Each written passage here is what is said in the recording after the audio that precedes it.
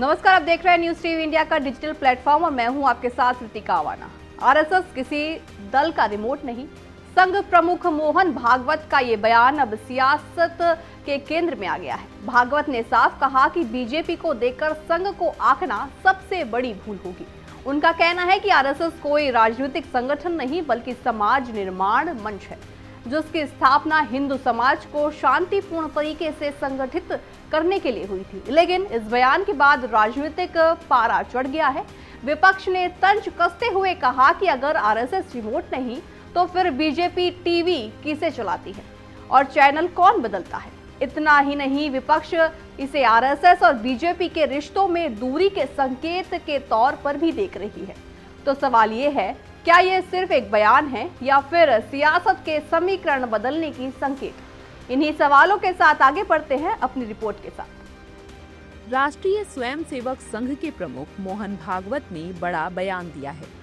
मोहन भागवत ने कहा कि भारतीय जनता पार्टी को देखकर आरएसएस के बारे में निष्कर्ष निकालने की कोशिश करना एक बड़ी भूल होगी। संघ किसी राजनीतिक दल का रिमोट कंट्रोल नहीं है बल्कि समाज निर्माण का संगठन है। संघ की स्थापना हिंदुओं को शांतिपूर्ण तरीके से संगठित करने के लिए हुई थी। मोहन भागवत के इस बयान को विपक्षी नेताओं ने मुद्दा बना दिया है। विपक्षी नेताओं की माने तो आरएसएस रिमोट है तो बीजेपी टीवी है और चैनल आरएसएस ही बदलती है।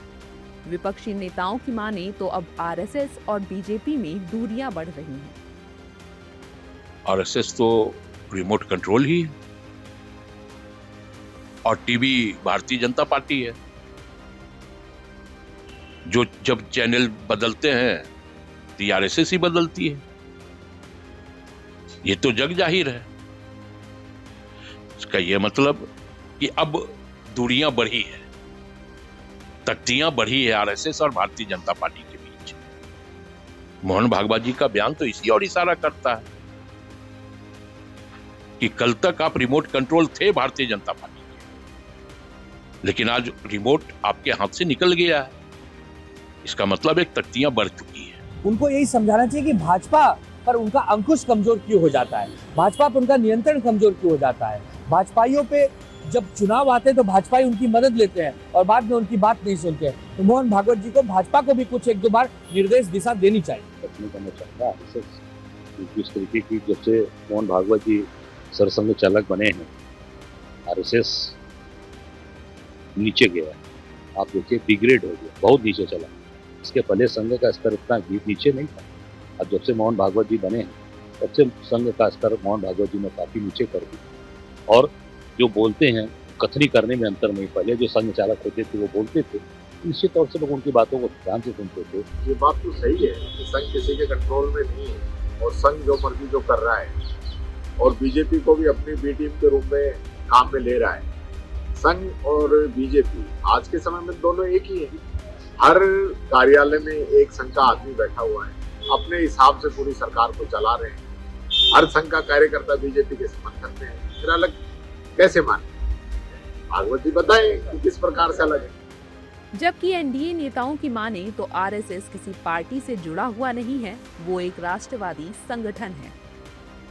आरएसएस 100 वर्ष अपने पूरे कर चुका है, महान राष्ट्रवादी संगठन है। देश को जब भी संकट आया, सनातनियों पर जब भी संकट आया, आरएसएस मुखर रहा है। और भारतीय जनता पार्टी और जनसंघ तो बहुत उससे कम उम्र की है। तो मुझे नहीं लगता कि हमारी मदर ऑर्गेनाइजेशन जरूर हुआ है, वहीं से हम राष्ट्रभक्ति की शिक्षा दीक्षा लेते हैं। वो हमारे लिए लर्निंग स्कूल है। तो उसका जो महत्व है वो बहुत सर्वोच्च होता है किसी भी भाजपा कार्यकर्ता के लिए। और आरएसएस को किसी पॉलिटिकल पार्टी से सचमुच नहीं जोड़ना चाहिए, लेकिन वो एक एनजीओ है, एनजीओ की तरह काम करता है, एक राष्ट्रवादी संगठन है। लेकिन हम तो आरएसएस के विचारों से ही प्रेरणा लेकर आगे बढ़ते हैं।